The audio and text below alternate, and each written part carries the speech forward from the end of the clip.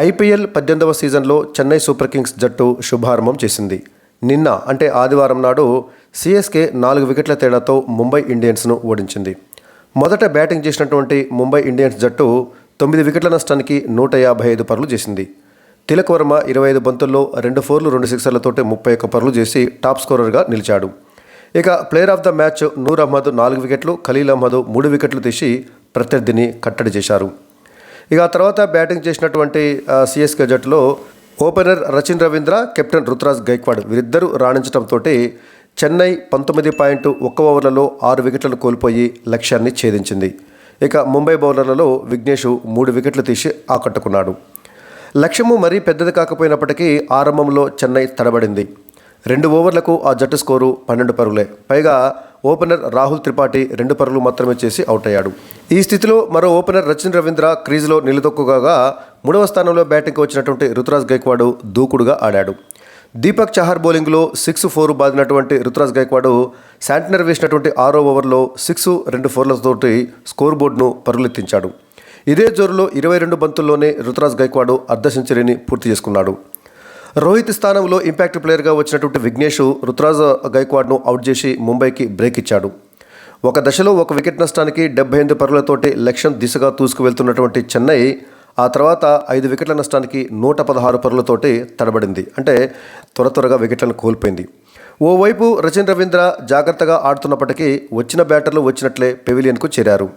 So 35 బంతుల్లో 40 పరుగులు చేయాల్సినటువంటి స్థితిలో పిచ్చు బౌలర్లకు సహకరిస్తుండటంతో మ్యాచ్ ఉత్కంఠంగా మారింది. కానీ ఈ స్థితిలో జడేజాతో కలిసి రచిన్ రవీంద్ర నెమ్మదిగా లక్ష్యాన్ని కరిగించాడు. చివరి 3 ఓవర్లలో 21 పరుగులు అవసరం కాగా రచిన్ రవీంద్ర 18వ ఓవర్లో 2 సిక్స్లు బాది చెన్నైకు విజయాన్ని ఖాయం చేశాడు.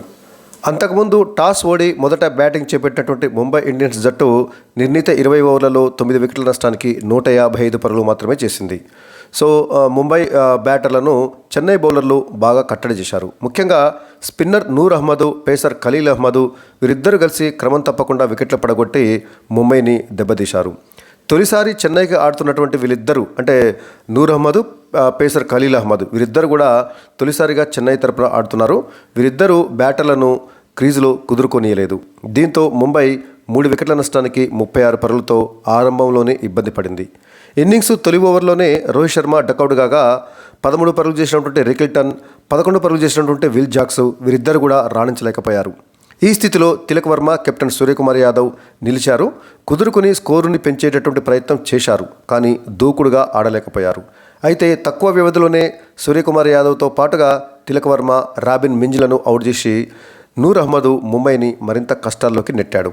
ఏడాది తర్వాత మళ్లీ బరిలోకి దిగినటువంటి 43 ఏళ్ల ధోని వికెట్ల వెనక మెరుపులా కదిలి సూర్యకుమార్ యాదవ్ను తనదైన శైలిలో రెప్పపాటులో స్టంప్అవుట్ చేసినటువంటి తీరు ఆకట్టుకుంది. ఒక దశలో ముంబై 8 వికెట్ల నష్టానికి 128 పరుగులు చేసి తక్కువ స్కోర్కే ఆల్అవుట్ అయ్యేలా కనిపించింది. అయితే ఆఖర్లో దీపక్ చహారు 15 బంతుల్లో 2 ఫోర్లు 2 సిక్సర్లతోటి 28 పరుగులు చేసి నాట్అవుట్గా నిలవడంతో పోరాడేటటువంటి స్కోర్ను చేయగలిగింది ముంబై ఇండియన్స్. చివరి 2 ఓవర్లలో ముంబై 27 పరుగులు రాబట్టింది. నూర్ అహ్మద్, ఖలీల్ అహ్మద్తో పాటుగా ఎలిస్ 1 వికెట్, అశ్విన్ 1 వికెట్ తీసి రాణించారు. 18 పరుగులకే 4 వికెట్లు తీసి ముంబై బ్యాటింగ్ను వెన్నువిరిచి చెన్నై గెలుపులో కీలక పాత్ర పోషించినటువంటి బౌలర్ నూర్ అహ్మద్కు player of the match award లభించింది. ఇక ఈ మ్యాచ్లో తెలుగు కుర్రాడు పెన్మచ్చ సత్యనారాయణరాజు ముంబై ఇండియన్స్ తరపున ఐపీఎల్లో అరంగేట్రం చేశాడు. 25 ఏళ్ల ఈ కాకినాడ పేసర్ 1 ఓవర్ వేసి 13 పరుగులు ఇచ్చాడు.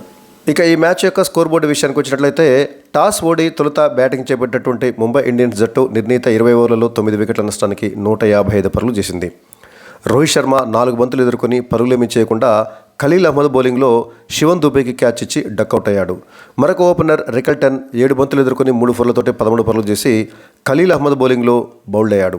ఇక 3వ స్థానంలో బ్యాటింగ్ వచ్చినటువంటి విల్ జాక్స్ 7 బంతులు ఎదుర్కొని 2 ఫోర్లతోటి 11 పరుగులు మాత్రమే చేసి అశ్విన్ బౌలింగ్లో శివన్ దుబేకి క్యాచ్ ఇచ్చి అవుట్ అయ్యాడు.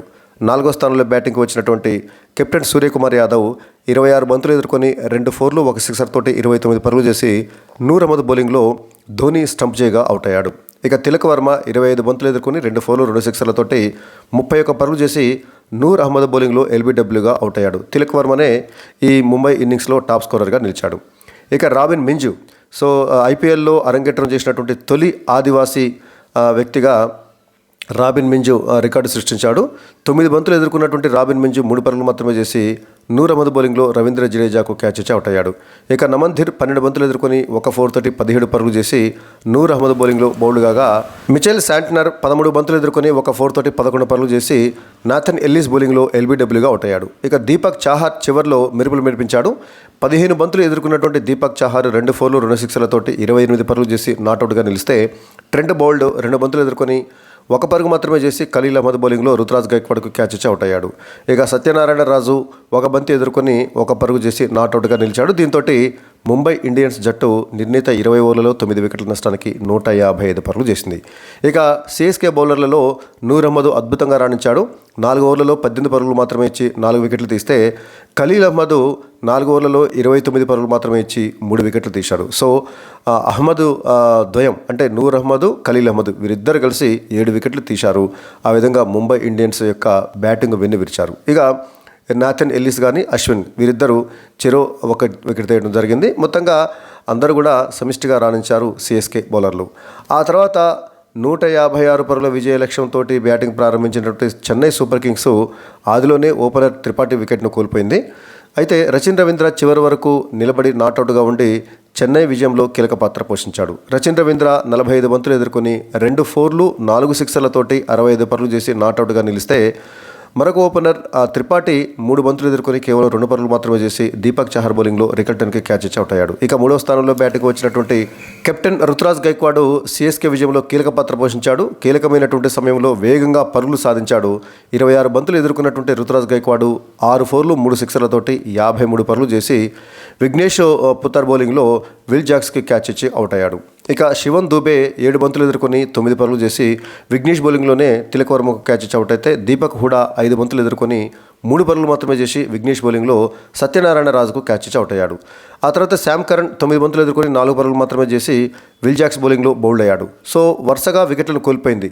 త్రిపాఠి కానీ, శివన్ దుబే కానీ, దీపక్ హుడా కానీ, శామ్ కరణ్ కానీ వీరందరూ సింగిల్ డిజిట్కే అవుట్ కావడంతో మ్యాచ్ పైన ఉత్కంఠ పెరిగింది. అయితే రవీంద్ర జడేజా నిలదొక్కుని రచిన్ రవీంద్రకు చక్కటి సహకారం అందించడంతో సిఎస్కే విజయం సాధించగలిగింది. రచిన్ రవీంద్ర 18 బంతులు ఎదుర్కొని ఒక 4 తోటి 17 పరుగులు చేసి రన్అట్ అయితే, చివర్లో బ్యాటింగ్కి వచ్చినటువంటి ధోని 2 బంతులు ఎదుర్కొని పరుగులేమీ చేయకుండా నాట్అవుట్గా నిలిచాడు. దీంతో సిఎస్కే జట్టు 19.1 ఓవర్లలో 6 వికెట్ల నష్టానికి 158 పరుగులు చేసి 4 వికెట్ల తేడాతో విజయం సాధించింది. ఇక ముంబై ఇండియన్స్ బౌలర్ల విషయానికి వచ్చినట్లయితే విఘ్నేష్ 3 వికెట్లు తీసి రాణించాడు. ఆ తర్వాత దీపక్ చాహార్, విల్ జాక్స్ వీరిద్దరూ చెరో వికెట్ తీయడం జరిగింది. మొత్తంగా చేయాల్సినటువంటి రన్ రేటు తక్కువగా ఉండటంతో బౌలర్లు కూడా పెద్దగా ఏం చేయలేకపోయారు. సో ఆ విధంగా ముంబైపై విజయం సాధించినటువంటి సిఎస్కే జట్టు ఈ ఐపీఎల్లో ఘనమైనటువంటి బోణిని ప్రారంభించింది. అయితే ఇక్కడ చెప్పుకోదగ్గ విషయం ఏంటంటే, గత 12 సీజన్లుగా ఐపీఎల్ ప్రారంభ మ్యాచ్లో ఓటమి పాలవుతున్నటువంటి ముంబై ఇండియన్స్ జట్టు వరుసగా 13వసారి కూడా ఐపీఎల్లో తన ప్రారంభ మ్యాచ్లో ఓడిపోయింది.